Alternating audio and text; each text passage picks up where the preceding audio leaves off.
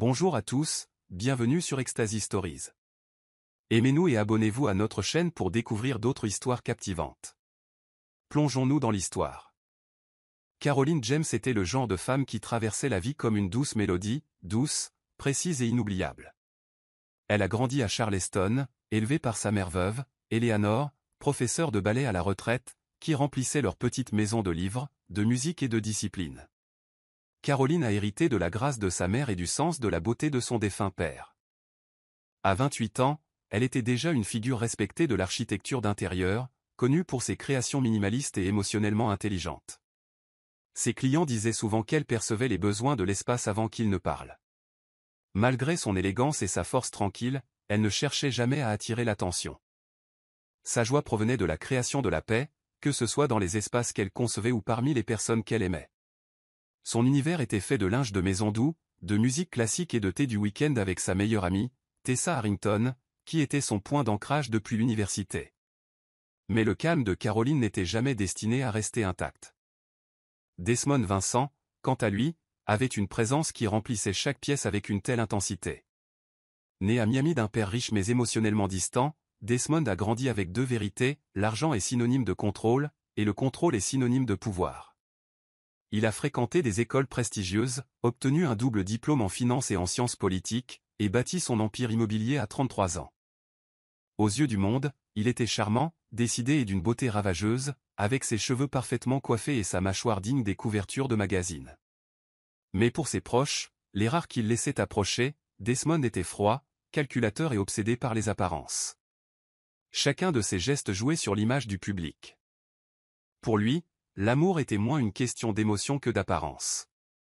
Et en Caroline, il voyait non seulement la beauté, mais aussi une marque de fabrique, une femme posée et cultivée, parfaite à ses côtés. Leur rencontre lors d'un salon de design de luxe à Miami avait été rapide, calculée et mutuellement avantageuse. Il avait besoin d'une épouse pour sa respectabilité. Elle pensait épouser la stabilité. Leur mariage a débuté sous l'illusion de l'équilibre. Ils vivaient dans une maison de ville de 5 chambres à Beacon Hill, participaient à tous les événements importants et figuraient dans les magazines de décoration comme le couple phare à suivre. Mais entre les murs de marbre et la perfection soignée, le silence s'installait. Pour Caroline, le mariage était fondé sur la complicité et la patience. La vie de Desmond était basée sur le contrôle et la commodité. Il voulait qu'elle façonne sa vie comme une salle d'exposition, impeccable, silencieuse, sans poser de questions. Elle, cependant, avait besoin de présence, pas seulement lors des dîners. Les fissures sont apparues tôt, les anniversaires manqués, les conversations étouffées, et la façon dont Desmond la félicitait en public tout en la rejetant en privé. Caroline tentait de combler la distance, espérant que son calme apaiserait sa tempête. Mais les tempêtes ne cèdent pas au calme, elles le consument. Et au plus profond de leur existence dorée, les premiers vents de trahison avaient déjà commencé à souffler. Le siège social de Vincent Développement se dressait au cœur de Manhattan, monument d'acier et de verre dédié à la quête incessante de domination de Desmond. Chaque étage était aménagé comme un showroom, impeccable, puissant et intimidant.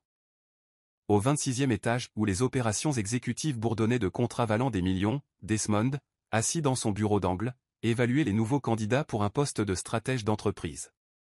Il recherchait quelqu'un capable de valoriser l'image de marque de l'entreprise, quelqu'un capable de créer des illusions aussi convaincantes qu'il les vivait. Lorsque le portfolio de Rita Patrick atterrit sur son bureau, il ne fut pas là, il s'annonça tout seul. Ses campagnes étaient percutantes, chargées d'émotions et commercialement agressives. Desmond l'a convoquée pour un entretien sans hésiter. Et lorsqu'elle est entrée, jupe crayon noir, chemisier en soie, sans sourire, il n'a pas vu qu'une simple stratège. Il voyait le reflet de sa propre faim. Rita ne broncha pas sous le regard de Desmond. Elle parlait avec assurance, exposait des stratégies avec précision et remettait en question ses suppositions avec un sourire narquois qui le laissait à la fois irrité et intrigué. Elle a décortiqué sa marque actuelle avec une perspicacité chirurgicale, ne louant rien, critiquant tout, puis a proposé un concept de rebranding audacieux qui a choqué même ses conseillers principaux.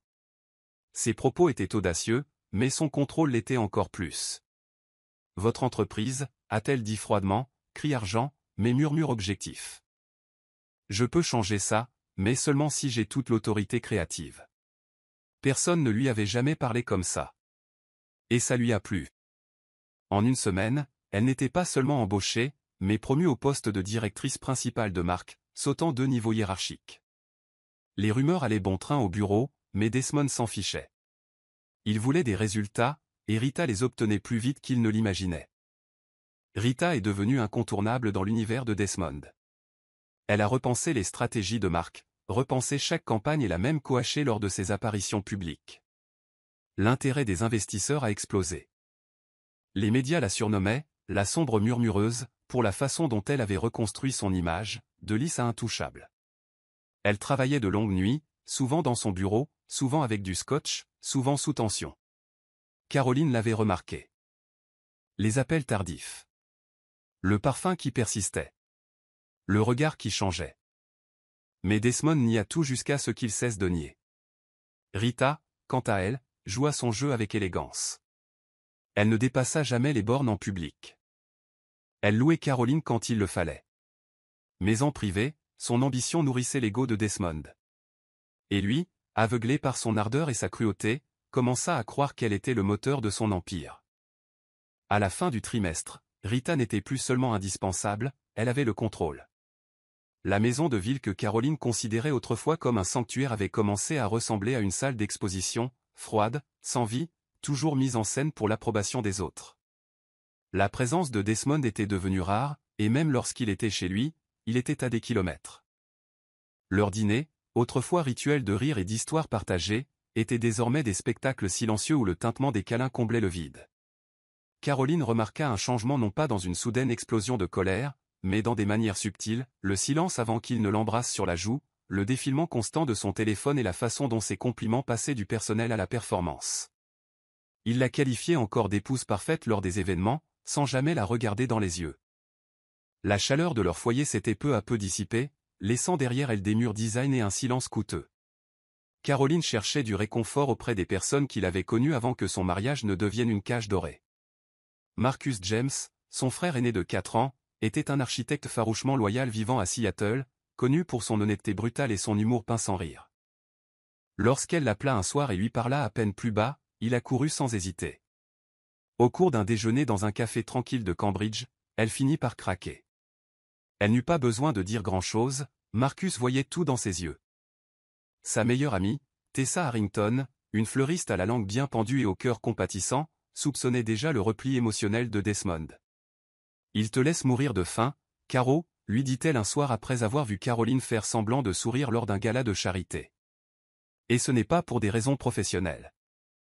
Quelque chose ne va pas. Les mots s'immobilisèrent comme des briques dans la poitrine de Caroline. Pourtant, elle n'était pas prête à accuser. Elle n'était pas prête à admettre qu'elle était remplacée. Puis vinrent les murmures. D'abord discrets, presque insignifiants jusqu'à ce qu'ils disparaissent. Un ancien assistant de Vincent Développement, que Tessa connaissait personnellement, avait évoqué des nuits blanches entre Desmond et un certain stratège. Un membre du personnel de l'hôtel avait mentionné avoir vu Desmond s'enregistrer sous un autre nom, seul, mais jamais pour longtemps. Caroline tenta de raisonner, mais le poids de la vérité l'emportait sur les spéculations. Elle a commencé à remarquer des traces de parfum qui ne lui appartenaient pas. Des taches de gloss sur des verres qu'elle n'utilisait jamais. Des douches froides prises à des heures indues. Son cœur ne se brisa pas d'un coup, il se brisa lentement, douloureusement, jusqu'à ce que l'engourdissement prenne le dessus. Pourtant, elle ne l'affronta pas. Pas encore. Au lieu de cela, elle a commencé à documenter les détails, à emmagasiner ses émotions et à s'ancrer auprès de ceux qui la voyaient vraiment. Au fond d'elle-même, Caroline comprenait que les tempêtes ne font pas d'annonce. Elle s'installe discrètement, jusqu'à tout consumeur. C'était un jeudi soir, une de ces nuits torrides de Manhattan où la ville vibrait sous la pluie et où les lumières rouges se brouillaient à travers les vitres embuées. Caroline venait de terminer une consultation sur un projet à Soho lorsque son téléphone vibra, accompagné d'un message de Tessa. Ce fut bref. Un lieu. Un numéro de chambre. Et une phrase, il est là. Maintenant. Avec elle. Pendant un instant, Caroline resta immobile. Son souffle s'arrêta tandis que la circulation autour d'elle se brouillait. Puis, comme si quelque chose d'ancien et de latent en elle s'éveillait, elle hélait un taxi et donnait l'adresse de l'hôtel inscrite dans le message. Elle ne pleura pas. Elle ne parla pas. Elle se contenta de contempler son reflet dans la vitre éclaboussée par la pluie, se demandant si la femme qui la regardait se reconnaissait encore. L'hôtel était élégant et calme, l'un des repères d'affaires préférés de Desmond, élégant, discret et conçu pour la discrétion. Le concierge l'accueillit avec une vague familiarité, et lorsqu'elle demanda la suite de Desmond, il ne remarqua pas sa présence. Peut-être pensait-il qu'elle était attendue. Le trajet en ascenseur jusqu'au dernier étage lui parut interminable. Les mains de Caroline tremblaient légèrement, mais son visage restait calme, trop calme. Arrivée à la porte, elle n'hésita pas. Elle tourna la poignée et entra. La pièce était faiblement éclairée. Une musique douce jouait. Et là, assise au bord du lit king size, vêtue d'un peignoir de soie, se trouvait Rita Patrick. Elle se retourna, surprise. Desmond sortit de la salle de bain une seconde plus tard, torse nu, les cheveux s'essuyant. À l'instant où il aperçut Caroline, le temps se fractura. Il se figea. Rita resta là, les lèvres entr'ouvertes, hésitant entre feindre la honte ou défendre sa position. Caroline ne cria pas. Elle ne s'effondra pas. Elle regarda Desmond comme si elle ne l'avait jamais vu. Sa voix, lorsqu'elle parvint à ses fins, était à peine plus qu'un murmure, ferme et précise. « Je voulais juste le voir de mes propres yeux, dit-elle. Maintenant, je l'ai vu. » Desmond s'avança, la panique s'emparant de son visage, mais elle leva la main pour l'arrêter. Il n'y avait rien à dire. Aucune excuse ne pourrait effacer ce qu'elle venait d'observer. Aucun mensonge ne pouvait désormais survivre dans l'espace qui les séparait. Rita essaya de parler, mais Caroline ne lui jeta même pas un regard. Elle se retourna, sortit de la pièce et laissa la porte entr'ouverte. Le temps que Desmond la poursuive, elle avait déjà disparu, engloutie par l'ascenseur, emportée par la tempête. Et, d'un seul coup, la femme qui avait bâti un foyer au sein de son empire vide disparut, emportant avec elle la seule lumière qu'il n'avait jamais méritée. Les papiers du divorce arrivèrent un lundi matin, frais et froids, comme l'homme qui les avait signés. Ils furent remis non pas par Desmond lui-même, mais par un assistant à la politesse rodée et au regard indéchiffrable. Caroline était assise seule dans son bureau de Beacon Hill, le dernier espace de la maison qui lui semblait encore sienne. Les documents étaient épais, agressifs et rapides, à l'image des dernières décisions de Desmond. Tout avait été calculé, les comptes joints gelés, les réclamations de propriété déposées à son nom seul, et la suppression soudaine de la fiducie caritative qu'elle gérait depuis des années. Il n'avait pas seulement demandé le divorce, il avait demandé son effacement. L'équipe juridique lui avait laissé peu de marge de manœuvre pour argumenter, pensant qu'elle ne contesterait pas. Et elle ne l'a pas fait. Non pas par faiblesse, mais parce qu'elle n'avait plus l'énergie de lutter contre un homme qui la considérait comme une négociatrice. Rita Patrick, en revanche, s'épanouissait sous les feux des projecteurs. Quelques jours après le départ de Caroline, Rita était partout, sortant du bedlet de Desmond en talons rouges, lui chuchotant à l'oreille lors de réceptions sur les toits et s'asseyant à sa droite lors des conférences de presse. Elle se déplaçait telle une reine entrant dans une salle du trône préparée depuis longtemps pour elle. Les magazines la vantaient comme celle qui avait adouci les traits acérés de Desmond Vincent, la désignant comme sa muse, sa stratège, son avenir. Elle jouait ce rôle à la perfection, jamais jubilatoire, jamais tapageuse, toujours juste assez présente pour paraître puissante sans être menaçante. Mais derrière des portes closes, Rita s'assura que le nom de Caroline soit effacé de tous les fichiers, dossiers et photos que Desmond avait partagés. Elle ne voulait laisser aucune trace. Et Desmond, épris et avide de réinvention, obéit sans résistance. Caroline n'a pas assisté aux audiences en personne. Elle a signé ce qui devait l'être et a renvoyé le reste sans commentaire. La maison de ville a été vendue en quelques semaines et son nom a été radié de tous les registres d'entreprises qu'elle partageait avec Desmond. À la fin de cette saison, elle avait disparu de tous les tabloïds, de tous les réseaux sociaux, de tous les cercles qui avaient autrefois salué son assurance. Tessa essayait de la retrouver. Marcus envoyait des emails qui ne lui étaient pas parvenus. Mais Caroline avait disparu, ne laissant derrière elle que des murmures. Ni vengeance, ni discours d'adieu, ni effondrement dramatique. Juste le silence. Et tandis que le monde continuait son chemin, distrait par l'ascension fulgurante de Desmond et Rita, la femme qu'ils avaient tenté d'effacer de la circulation devenait déjà autre chose, loin de leur portée. Rita ne s'est pas contentée d'emménager dans le Penthouse de Desmond, elle l'a réaménagé. Le marbre qui s'accordait autrefois avec le minimalisme de Caroline a été arraché, remplacés par des noirs audacieux, des finitions dorées et des textures de velours qui masquaient le contrôle. Chaque pièce reflétait ses goûts, sa domination. Desmond, autrefois maître incontesté de son empire, se retrouvait désormais à obéir à des règles discrètement écrites par quelqu'un d'autre. Rita planifiait ses réunions, réécrivait ses discours et filtrait chaque courriel par son assistante avant qu'il ne lui parvienne. En public, elle louait sa vision. En privé, elle en était l'organisatrice. Elle connaissait le jeu de l'image mieux que quiconque. Chaque apparition publique devenait une déclaration calculée, elle en robes élégantes, Desmond en costumes impeccables, leurs doigts se touchant à peine mais toujours alignés. Les médias les surnommaient les visionnaires. Mais au sein de cette vie élégante et soignée, Desmond était devenu un homme bien organisé.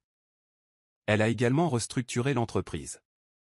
Les employés de longue date ont été remplacés par ses propres recrues, des personnes fidèles à son ascension, et non à l'héritage de Desmond. Les réunions du conseil d'administration ont changé de ton. Les contrats phares de Desmond portaient désormais l'empreinte de Rita.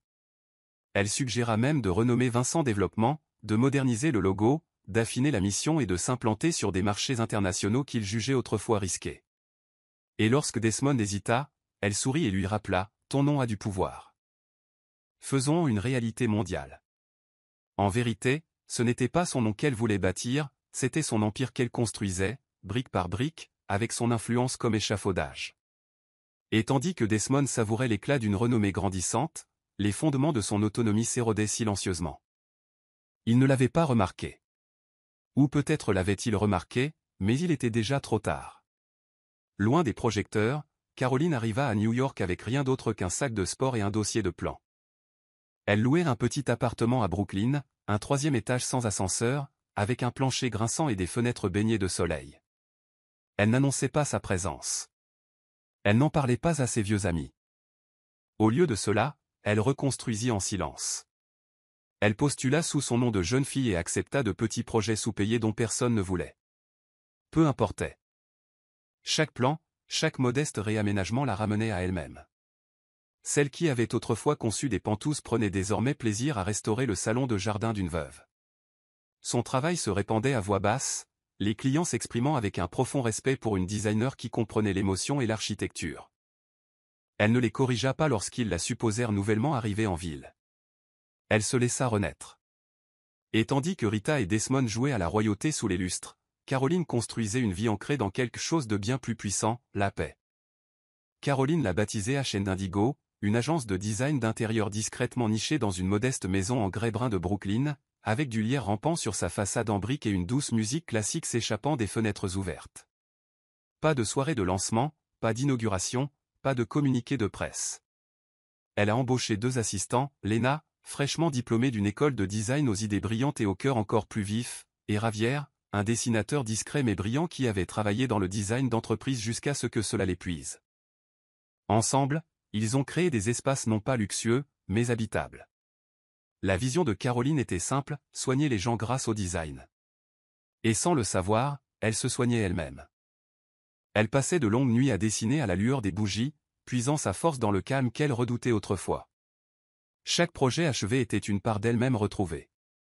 Les clients arrivaient lentement au début, recommandés par des propriétaires satisfaits, des petits cafés et des galeries locales, mais Caroline ne se souciait pas du rythme. Chaque projet était significatif et intentionnel. Elle n'avait pas le temps pour la grandiloquence ni pour les showrooms superficiels. Elle a transformé une ancienne boulangerie en un lieu de brunch à la lumière tamisée, qui est rapidement devenu un lieu incontournable du quartier. Elle a transformé l'atelier exigu d'un professeur à la retraite en un sanctuaire lumineux. Sa réputation s'est construite non pas par le bruit, mais par l'âme. Même les blogs d'architecture ont commencé à la remarquer, publiant des éloges discrets et la qualifiant de créatrice d'émotions. Et pourtant, personne n'associait son nom à Desmond Vincent. Elle s'était débarrassée de cette identité comme d'une peau morte. Cette vie, cette entreprise, lui appartenait entièrement. Ni héritée, ni achetée, mais gagnée. Pour la première fois depuis des années, Caroline pouvait respirer librement. Elle riait davantage avec Lena, discutait de design avec Javier et allait au travail avec une tasse à café réutilisable, sans paparazzi qui la suivait. Tessa lui rendait souvent visite et devint une sorte de publiciste officieuse, même si Caroline limitait ses échanges. Marcus, toujours protecteur, l'appelait chaque semaine de Seattle, d'un ton enfin léger. Dans son appartement silencieux, entouré de livres usés et d'échantillons de tissus, elle ressentait une paix qu'elle n'aurait jamais cru retrouver. Sa confiance n'était plus une performance, c'était un état de repos. Elle ne cherchait ni vengeance ni conclusion. Elle ne cherchait qu'à devenir entière. Et lentement, mais sûrement, elle y parvint. Au début, Desmond pensa que c'était de l'amour, ou du moins une forme plus intense de loyauté. Les questions de Rita surgirent soudainement. Qui était cette femme au lancement? Pourquoi ne m'as-tu pas envoyé de message après ta réunion? Tu es plus calme aujourd'hui. À quoi penses-tu? Mais à mesure que les semaines se transformaient en mois, son ton s'aiguisait, son regard se durcissait et sa présence s'épaississait à chacun de ses gestes. Elle commença à arriver sans prévenir au dîner client, à adopter le même ton que lui, à terminer ses phrases en réunion et à orienter les conversations avant même qu'il n'ouvre la bouche. C'était stratégique, calculé et implacable. Elle surveillait son agenda avant son assistante, filtrait les appels de collègues de longue date qu'elle jugeait superflus et remplaçait même la styliste que Desmond utilisait depuis des années. L'excuse. Tu avais besoin d'un look plus moderne. Mais Desmond le sentait.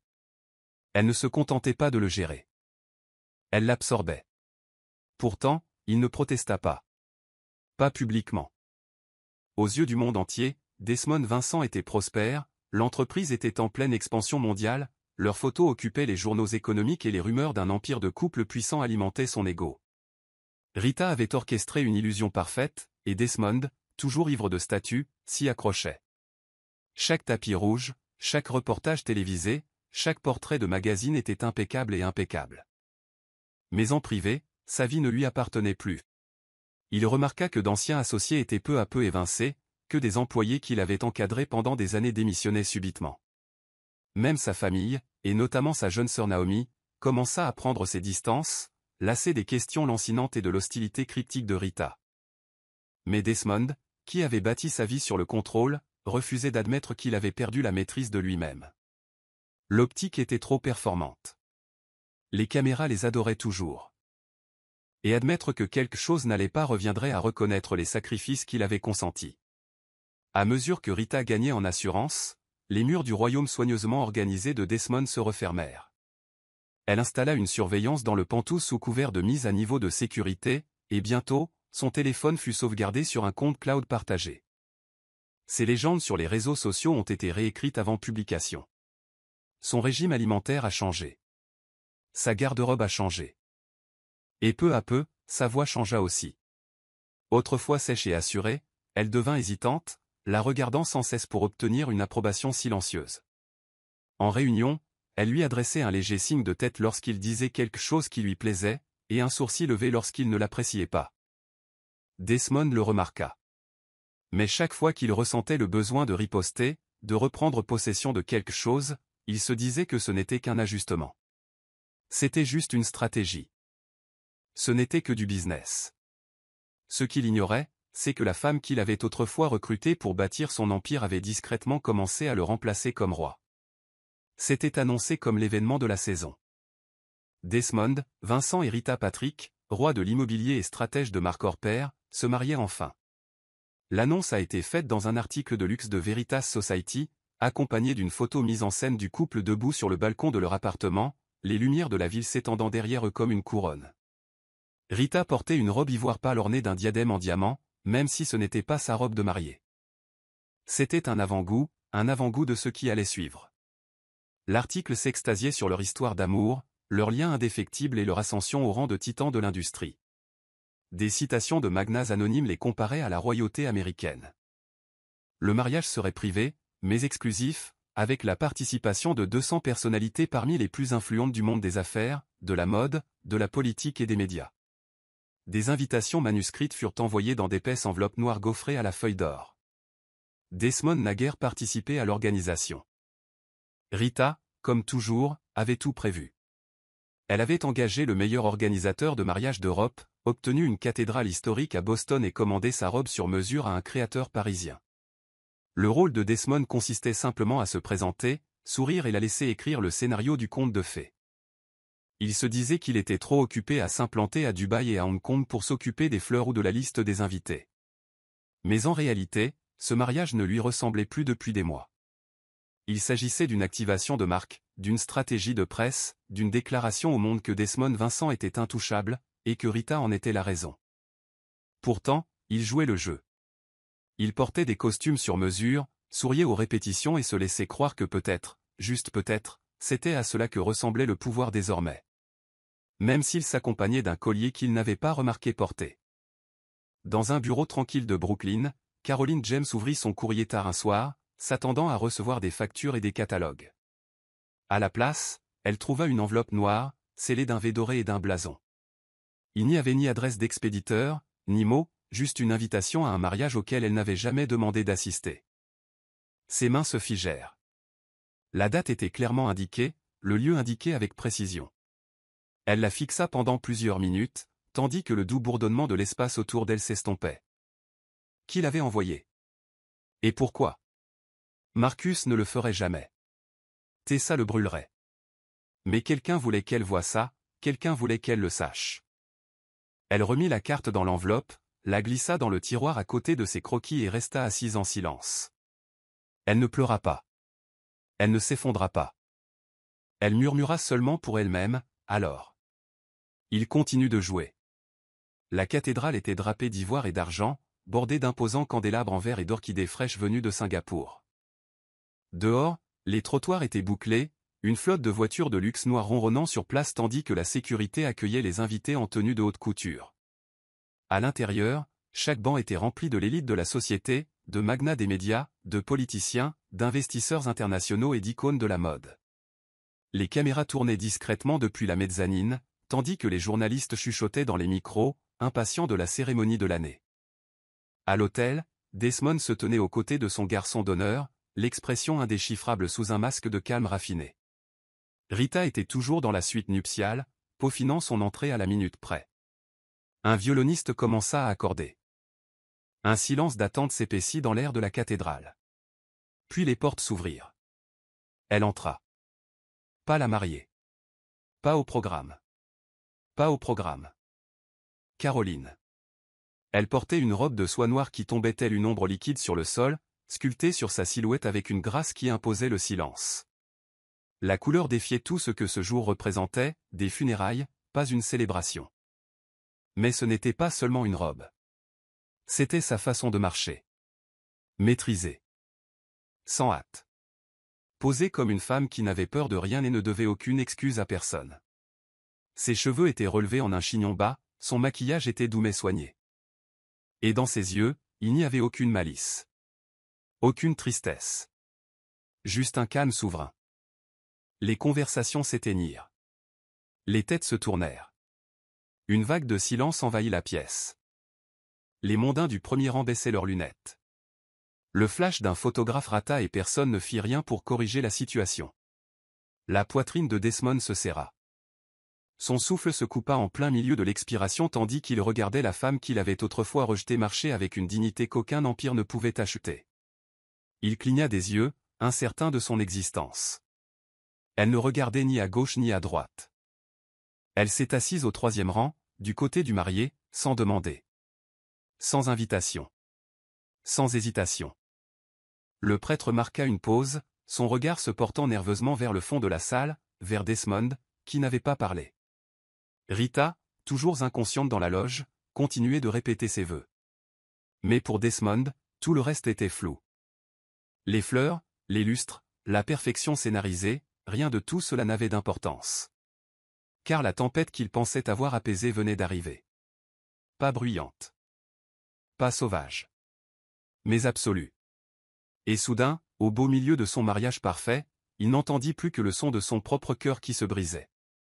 Dès que Rita atteignit l'entrée de la cathédrale, vêtue de son voile perlé et de sa longue robe haute couture, elle s'attendait à des halètements d'admiration et d'envie. Elle s'attendait à ce que tous les regards soient braqués sur elle. Et pendant une brève seconde, ils le furent, jusqu'à ce qu'elle remarque le changement d'attention générale. Le silence. Les regards figés. Et puis elle vit Caroline. Assis à 3 rangs de l'autel. En noir. Souriant, doucement, calmement. Quelque chose de primitif se déclencha en Rita. Elle s'arrêta au milieu de l'allée, serra son bouquet plus fort et plissa les yeux comme un faucon repérant une rivale qu'il croyait morte depuis longtemps. Que fait-elle ici? Siffla-t-elle, assez fort pour interrompre la musique d'orgue qui venait de commencer. Le pianiste hésita. Des murmures fusèrent dans la cathédrale. Desmond, debout à l'autel, son témoin s'agitant mal à l'aise à ses côtés, regarda Caroline puis Rita, puis prit une profonde inspiration. Il descendit les marches, une fois, deux fois, avant de tendre ses boutons de manchette et de se précipiter dans l'allée vers Caroline. Rita pivota, son voile s'accrochant à un banc, manquant de se déchirer tandis qu'elle le poursuivait en trombe. Desmond, aboya-t-elle. Ne vous éloignez pas de moi. Pas aujourd'hui. Malgré l'interdiction, les invités ont sorti leur téléphone, les flashs des appareils photo illuminant le chaos au lieu de la fête. Certains se détournèrent, choqués, d'autres regardèrent comme au théâtre. Desmond ne s'arrêta pas. Il atteignit la rangée de Caroline, la bouche ouverte, comme si ses mots cherchaient à se former. Mais elle se contenta de pencher la tête, froide et indéchiffrable. « Tu devrais retourner là-haut, dit-elle d'une voix à peine murmurée. Tu vas être embarrassé sur tous les grands médias à la tombée de la nuit. » Rita bouscula deux invités assis et jeta son bouquet par terre. « C'est mon jour, hurla-t-elle, tremblante de rage. Cette femme n'est pas invitée. Pourquoi est-elle même là? Mais avant qu'elle ait pu terminer, l'un des drones médiatiques cachés s'est approché à basse altitude pour obtenir un meilleur angle. Rita, dans un accès de fureur, l'a frappé, renversant un piédestal de fleurs et répandant des roses dans l'allée. Des halètements ont retenti. Le prêtre a refermé son livre sans bruit. L'organisateur fit signe de couper la musique. Le chaos n'était pas seulement présent, il avait pris le micro. Desmond se tourna vers Rita, le visage exsangue. « Assez, dit-il. Juste une fois. » Mais même elle resta muette. Caroline se leva sans faire de bruit et commença à sortir, ses talons résonnant sur le sol en marbre. Les caméras la suivirent. Et à chaque pas, l'image parfaite de la vie de Desmond Vincent se brisait un peu plus. Lorsque Caroline sortit de la cathédrale, le ciel s'était assombri sous le poids d'un orage imminent, comme si la nature elle-même attendait son prochain mouvement. Elle ne se précipita pas. Elle marcha résolument vers la voiture noire arrêtée au ralenti juste après le barrage des médias. Tessa était au volant, le regard perçant derrière ses lunettes de soleil. Marcus était assis à l'arrière, son ordinateur ouvert, observant le flux de données en temps réel. « C'est fait, » dit Caroline en se glissant à l'intérieur. « Libérez-le. » D'une simple pression sur un bouton, Marcus a téléchargé une collection de documents, de vidéos et de relevés bancaires sur un cloud connecté à plusieurs médias, contacts juridiques et lignes d'assistance anonymes. En quelques minutes, les boîtes de réception ont vibré, les téléphones se sont allumés et les hashtags ont commencé à se multiplier. Le mariage, qui venait à peine de commencer, était devenu l'épicentre d'un séisme corporatif. Et au cœur de celui-ci, Rita Patrick. À l'intérieur de la cathédrale, l'effet d'entraînement fut immédiat. Les invités commencèrent à recevoir des notifications push sur leur téléphone, la société écran secrète de Rita Patrick fuyait, Rita Patrick était impliquée dans une fraude offshore avec Vincent Développement, des fichiers de lanceurs d'alerte reliaient la mariée à de multiples faux investisseurs. Le téléphone de Desmond vibrait sans cesse dans sa poche, mais ses yeux restaient fixés sur la silhouette tremblante en face de lui. Rita, pâle sous son maquillage impeccable, observait la foule venue la célébrer, mais qui la fixait désormais comme si elle assistait à un procès. « C'est un mensonge, » rétorqua-t-elle d'une voix tremblante. « C'est un mensonge. Elle a inventé ça. » Desmond sortit son téléphone. Il ouvrit l'email de son propre service juridique. Ce qu'il vit lui coupa le souffle, pas seulement une fraude. Détournement de fonds. Faux. Son nom apparaît comme co-signataire involontaire d'au moins 2 comptes fictifs. Un homme au 3e rang se leva et descendit rapidement l'allée. C'était Gregory Shaw, l'un des principaux investisseurs de Desmond. « Est-ce vrai ?» demanda-t-il d'une voix dure. « Vous transfériez des fonds par l'intermédiaire de sociétés fictives ?» Rita? Elle essaya de répondre, mais les murmures étaient devenus assourdissants. Un à un, les invités se levèrent, non pas pour applaudir, mais pour se retirer. Le témoin de Desmond s'éloigna. Le coordinateur du mariage s'éloigna. Même le personnel de sécurité commença à appeler par radio un plan de sortie. Rita se tourna vers Desmond pour lui demander secours, pour nier, pour lui demander quelque chose, mais il ne bougea pas. Son silence était plus éloquent que tout ce qu'il avait pu dire. Et quelque part dehors, dans l'anonymat d'une voiture noire, Caroline appuya la tête contre la vitre, regardant la cathédrale disparaître derrière elle. Elle n'avait pas eu besoin d'élever la voix. La vérité l'avait fait pour elle. Les retombées ont commencé avec un seul titre en première page du New York Ledger, scandale du jour du mariage, fraude, mensonge et l'effondrement d'un couple puissant. Avant midi, une douzaine de médias avaient publié des variantes, toutes plus brutales les unes que les autres. À la tombée de la nuit, les présentateurs des journaux télévisés prononçaient le nom de Desmond Vincent non pas par admiration, mais par incrédulité. Les talk-shows ont décortiqué les images de la cathédrale, l'arrivée de Caroline, la crise de Rita, le silence stupéfait de Desmond, et les ont diffusés en boucle comme un opéra tragique. Les investisseurs qui avaient autrefois quémandé une place à la table de Desmond se sont retirés du jour au lendemain. L'action de Vincent Développement, autrefois considérée comme inébranlable, a chuté de 17% en quelques heures. Des réunions d'urgence du conseil d'administration ont été programmées. Les appels sont restés sans réponse. La confiance s'est évaporée. Et au centre de tout cela se tenait Desmond, regardant l'empire qu'il avait bâti se vider de son sang. À l'intérieur du Penthouse, l'ambiance était passée de l'opulence au chaos. Desmond arpentait le sol en marbre, désormais tapissé de papiers éparpillés, de chargeurs débranchés et d'assignations à comparaître restées sans réponse. La voix de son conseiller juridique grésillait dans les haut-parleurs, pressante, saccadée, tendue. « Vous devez faire une déclaration », insistait l'un d'eux. « Démissionnez de votre poste de président par intérim du conseil d'administration », exigeait un autre.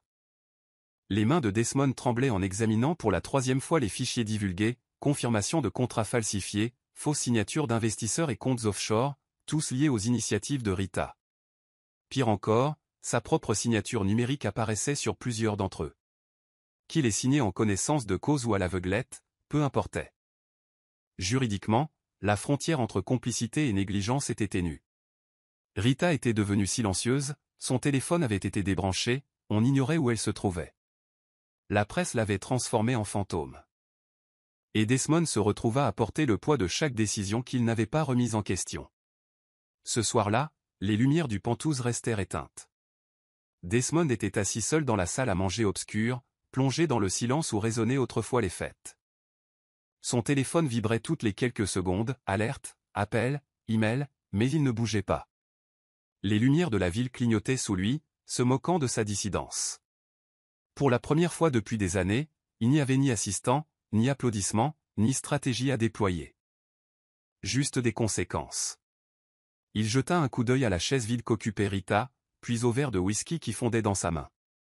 Il ne savait pas ce qui le blessait le plus, la trahison ou le fait que Caroline ait tout vu venir. Elle n'avait rien dit au mariage, et pourtant elle avait tout dit. Il avait ri de son silence autrefois. Maintenant, cela le hantait plus que n'importe quelle foule. L'arrestation a eu lieu juste après le lever du soleil.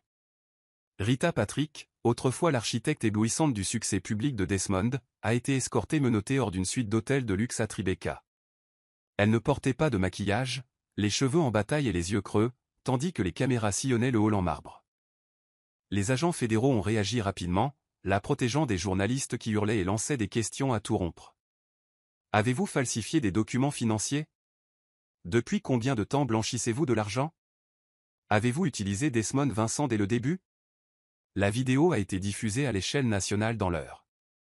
Des photos d'identité judiciaire ont circulé en ligne avant même qu'elle n'atteigne le tribunal. Elle n'a pas prononcé un mot pendant la réservation. Elle n'en avait pas besoin. Les preuves, transfert d'heures, enregistrement de comptes offshore, liste de fournisseurs falsifiés, parlaient pour elle. Rita n'avait pas seulement trahi Desmond. Elle avait orchestré une symphonie de tromperie qui ne laissait aucune place à l'innocence. De retour dans son bureau, Desmond s'accrochait au dernier fils d'un héritage qui se dénouait en temps réel. Il était assis en face d'une équipe de gestion de crise venue de Londres, les visages tendus, le langage chirurgical. « Distanciez-vous », insistait-il. « Nous devons redéfinir notre image, recadrer et réorienter le discours. Tu étais aussi une victime. » Mais Desmond n'était plus aveugle. Il voyait clairement maintenant les endroits où il aurait dû poser des questions, les réunions auxquelles il avait séché, les documents qu'il avait signés avec une assurance insouciante. Il était tellement obsédé par son image qu'il en a laissé les fondations se dégrader. Un à un, ceux qui lui avaient juré fidélité ont disparu, des associés ont vendu leur part, des membres du conseil d'administration ont démissionné, des alliés médiatiques ont refusé de répondre à ses appels. Et malgré tout cela, Desmond a essayé de se battre, de s'accrocher à chaque parcelle de son empire qui n'était pas tombée en poussière. Mais cela ne servit à rien. Son entreprise était devenue toxique du jour au lendemain, un avertissement que l'on retrouve dans tous les podcasts économiques. À mesure que la semaine avançait, les poursuites judiciaires se multipliaient. D'anciens employés ont commencé à s'exprimer. Un recours collectif s'est ouvert. Le nom de Desmond, autrefois associé à l'excellence et à l'élégance, figurait désormais sous des titres comme « Du mobile au désordre » et « La chute de Vincent Développement ». L'arrestation de Rita n'était pas seulement un clou dans le cercueil, c'était la lumière qui illuminait chaque fissure qu'il avait ignorée. Et tandis que Desmond se tenait dans son appartement à moitié vide, regardant les déménageurs emballer la vie qu'il affichait autrefois sur les couvertures de magazines, il réalisa une chose effrayante. Elle n'avait pas été volée. L'offre lui avait été transmise, pièce par pièce, par sa propre fierté. L'offre était arrivée dans une enveloppe noire mat, glissée sous la porte du studio de Caroline à Brooklyn, un mardi matin calme. Elle provenait de Weston & Bell, l'une des agences immobilières les plus anciennes et les plus exclusives de Manhattan, ironiquement la même que celle que Rita avait autrefois exercée pour placer sous l'influence de Desmond. À l'intérieur se trouvait une simple feuille, une proposition pour diriger la conception de leur tour résidentiel phare à Midtown, un projet de plusieurs millions de dollars bloqué après que le scandale de Rita a fait échouer le plan précédent. Le conseil d'administration voulait quelque chose de nouveau, d'authentique. Et il voulait Caroline. Pas seulement à cause de sa réputation irréprochable, de son talent, ou des vidéos virales de son pouvoir silencieux lors du mariage désormais tristement célèbre, mais parce qu'elle était tout ce que Rita n'était pas, terre à terre, authentique et incorruptible. Caroline relut la lettre 2 fois, puis une 3e fois, ses doigts effleurant la signature en relief au bas. Elle ne répondit pas immédiatement.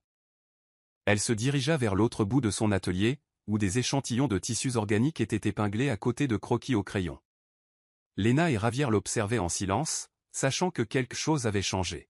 « Tu devrais le prendre », dit finalement Ravière, brisant le silence. « Parce qu'ils ne vous demandent pas seulement votre nom, ils vous demandent votre vision. » Et ils avaient raison. Caroline n'était pas simplement invitée dans un cercle restreint. On lui confiait les clés pour le façonner. Lorsqu'elle appela pour accepter, le réalisateur à l'autre bout du fil exhala un soupir de soulagement. « Nous suivons votre travail depuis des mois, dit-il. Nous avons besoin de votre avis sur ce sujet. La ville a besoin de quelque chose de plus humain. » À la fin du mois, Caroline James n'était plus la designer discrète travaillant dans un brownstone de Brooklyn. Son nom a fait la une d'Intérieur Vanguard, non pas pour son mariage ou son silence, mais pour son génie. Des clients sont venus d'Europe et de Dubaï pour la rencontrer. Des écoles de design ont sollicité son mentorat. Les vétérans de l'industrie murmuraient qu'elle établissait un nouveau standard d'élégance, ancré non pas dans l'extravagance, mais dans l'attention. Mais Caroline ne cherchait pas à le faire. Elle travaillait dans le même esprit. Elle allait à ses réunions à pied. Elle apportait toujours son café. La différence, c'est que le monde, enfin, avait suffisamment ralenti pour reconnaître ce qui avait toujours été vrai. Elle n'était pas une ombre sous les projecteurs. Elle était la lumière même. Le Penthouse fut le premier à disparaître. Un matin, un avis de saisie immobilière fut discrètement épinglé sur la porte de Desmond, qui dormait déjà dans l'une des suites d'invités inoccupés, entouré de courriers non ouverts et de cartons à moitié remplis. Les voitures de luxe suivirent, louées au nom de l'entreprise, saisies en quelques jours. L'accès à son bureau lui fut retiré après le vote final du conseil d'administration, et le portier, autrefois au garde à vous, leva à peine les yeux au passage de Desmond. Les amis, si l'on peut les appeler ainsi, ont commencé à disparaître comme de la fumée. Les brunchs n'étaient plus programmés. Les téléphones sont restés sans réponse. Ceux qui avaient trinqué à son succès l'évitaient désormais comme une souillure. Le silence qui entourait Caroline l'engloutissait désormais tout entier. Ceux qui acceptaient avaient apporté la paix. Son destin a amené des fantômes. Sans travail, Desmond errait dans la ville qu'il dirigeait autrefois. Méconnaissable par rapport à son ancienne vie. Il s'était laissé pousser la barbe, non pas par désuétude, mais par négligence. Les costumes élégants avaient disparu, remplacées par des vestes simples et des chaussures ternes qui tenaient à peine. Parfois, il passait devant le nouveau siège de Vincent Développement juste pour contempler à travers la vitre ce qui était autrefois son monde. Les réceptionnistes ne connaissaient pas son nom. Les agents de sécurité n'y ont pas prêté attention. Un après-midi, il s'attarda trop longtemps dans le hall et on lui demanda discrètement de partir. Il l'a fait, sans protester. Il a loué un appartement d'une chambre dans un coin oublié du Queens, loin de l'horizon. Plus de femmes de ménage. Pas d'assistant. Juste un homme avec trop de pensées et peu de sommeil. La nuit, il fixait le plafond, revivant chaque instant qu'il avait amené ici et tous ceux qu'il avait ignorés. Les jours se sont transformés en semaines.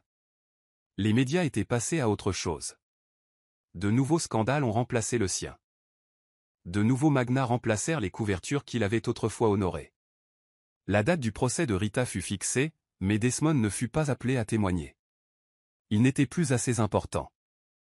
Il suivait le succès de Caroline grâce à des nouvelles qu'il feignait de ne pas lire. L'ironie ne lui échappait pas. Tandis qu'on l'oubliait, elle prospérait. Et au fond de lui, il savait pourquoi. Elle avait toujours construit avec cœur, tandis que lui n'avait bâti que des illusions. Et les illusions, aussi grandioses soient-elles, s'effondrent toujours quand le miroir se brise. Il vivait désormais dans ce reflet brisé, regardant les morceaux s'éparpiller, sachant qu'il ne serait plus jamais entier. Il fallut 3 semaines à Desmond pour trouver le courage, et 2 autres pour trouver l'adresse. Le nouveau bureau de Caroline, élégant et sobre, avec une porte en verre dépoli où était simplement écrit « Cendre et indigo », était niché dans une rue calme du Flatiron District. Il resta près d'1 heure de l'autre côté de la rue avant d'entrer, le cœur battant à un rythme qui lui était inconnu. La réceptionniste leva les yeux avec une suspicion polie lorsqu'il prononça son nom, mais elle n'eut pas besoin de l'annoncer. Caroline l'avait déjà aperçu à travers la vitre de sa salle de réunion. Elle ferma le portfolio qu'elle examinait, donna quelques instructions à Lena et se dirigea vers la porte. Elle n'hésita pas, ne broncha pas, « Entrez », dit-elle doucement, comme pour saluer un vieux souvenir plutôt qu'un homme. Desmond entra dans son bureau, l'odeur fraîche du cèdre et de la lavande l'enracinant dans un lieu qui ne ressemblait en rien à la vie qu'il partageait autrefois. Il s'assit, sans y être invité, et pour la première fois depuis des années, il parut petit, plus petit qu'elle ne s'en souvenait. Sa voix, lorsqu'elle parvint, trembla sous le poids de tout ce qu'il avait refusé de ressentir jusqu'alors. « Caroline. Je ne sais pas quoi dire qui aurait du sens, » commença-t-il. J'avais tort. J'étais aveugle. Je me suis laissé devenir quelqu'un. Quelqu'un que je ne peux même plus regarder dans le miroir. J'ai tout perdu, mais rien ne me fait plus mal que de te perdre. Elle écoutait, immobile, l'air indéchiffrable.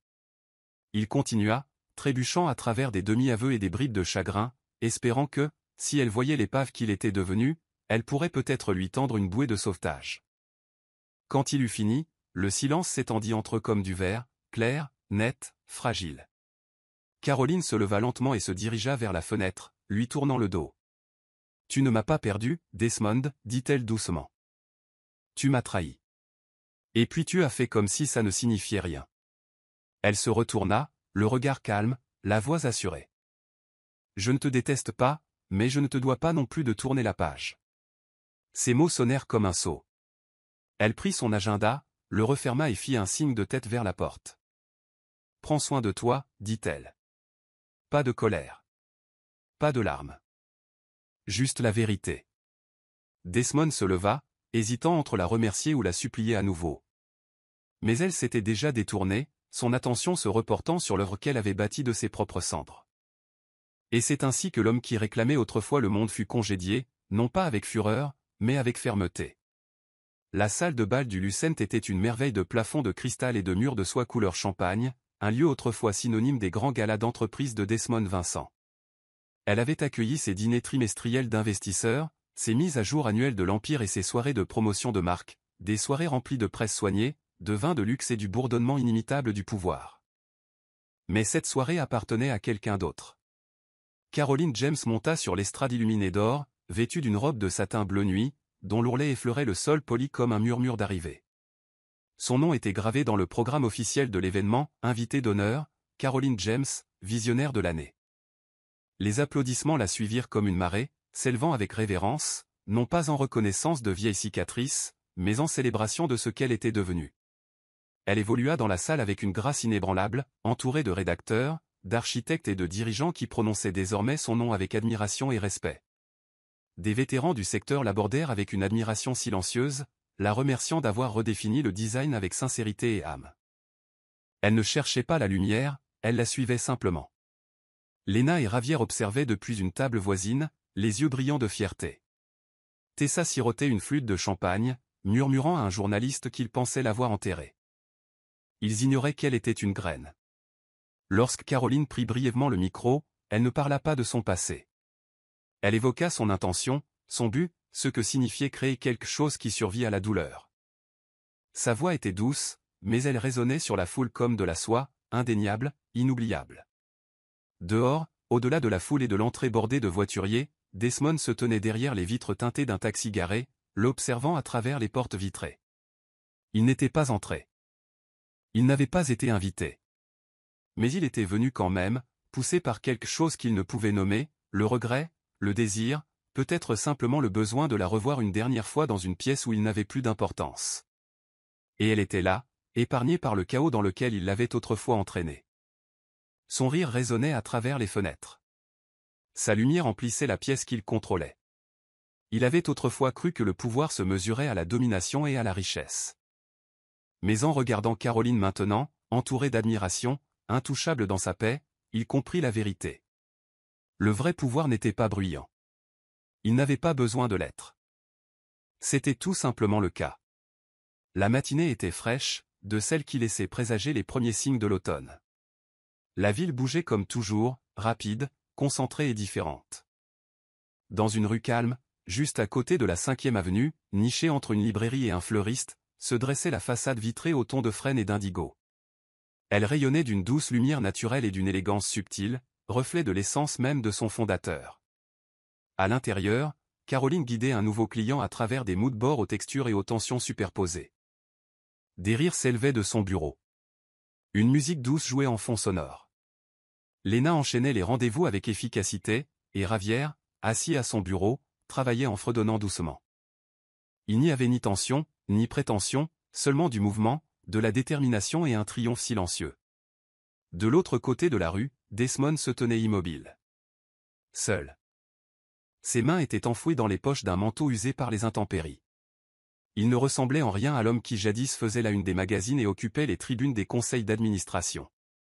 Sa barbe était mal taillée et son regard portait le poids de mois de silence. Il ne se cachait pas. Il disparaissait simplement.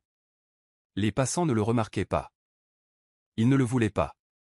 Son regard était fixé sur la porte vitrée tandis que les clients allaient et venaient, que les livraisons arrivaient, que le studio vibrait de vie. Il voyait Caroline à travers la douleur, confiante, concentrée, souriante. Chacun de ses mouvements racontait l'histoire d'une femme qui ne portait plus ce qu'il avait brisé. Elle ne jeta pas un coup d'œil dehors. Elle ignorait sa présence. Et même si elle l'avait fait, cela n'aurait rien changé. Desmond resta un long moment, immobile, tandis que le monde s'agitait autour de lui. Il regarda l'entreprise qu'elle avait bâtie de ses cendres prospérer sans tambour ni trompette. Il vit le rire qui n'avait plus besoin de lui. Et il comprit que son silence, ce jour-là à la cathédrale, n'avait pas été une arme, mais une libération. Elle avait lâché prise. Et maintenant, pour la première fois, il le fit. Ni en paix, ni en guérison. Mais avec résignation, il se retourna et commença à marcher, un pas lent à la fois, absorbé par la foule qu'il croyait autrefois dominer. Derrière lui, les lumières intérieures d'Ash et d'Indigo brillaient plus chaleureusement, plus intensément, épargnées par son ombre. Le soleil filtrait doucement à travers les hautes fenêtres de la salle de conférence H & d'Indigo, illuminant la longue table en chêne où Caroline était assise, le sourire serein aux lèvres. Devant elle se trouvait le contrat finalisé, un accord d'expansion internationale avec Marlowe Estate, un promoteur européen réputé pour son architecture durable. C'était le genre d'opportunité qui semblait autrefois à des années-lumière. Sa plume s'exprimait avec une assurance tranquille tandis qu'elle signait son nom, page après page, scellant un avenir qui lui appartenait entièrement. Des applaudissements fusèrent doucement dans la salle. Léna rayonnait de l'autre côté de la table, Javier tapota le bureau avec sa fierté habituelle, et même l'avocat, habituellement réservé, lui adressa un petit signe de tête respectueux.